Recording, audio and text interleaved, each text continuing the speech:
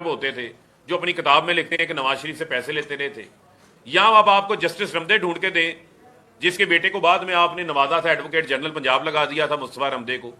अब वो बेंच हम नहीं बना के दे सकते आपको, यही इसी बेंच के साथ आपको गुजारा करना है, और यही मैं समझता हूं कि कानून और आइन का भी जो है वो तकाजा है। अब वैसे बात आगे चली गई है। अब वो चाहते हैं कि 4-5 रिपोर्टर्स के ऊपर जो है ना, जो उनके फहाद हुसैन मीडिया सेल के कुछ जो है ना, जो लोग काम कर रहे हैं, हमारे 2-3 एंकर्स, उनके ऊपर बेंच बना दिया जाए। ये बताइएगा कि जिस तरह आज प्राइम मिनिस्टर सेक्रेटेरिएट में इन जमातों ने प्रेस कॉन्फ्रेंस की, 1 बजे केस तासुर गया कि उन्होंने वाज़ेह पैगाम दिया कि वो सुप्रीम कोर्ट के अपने मुखालिफ फैसले को नहीं कबूल करेंगे।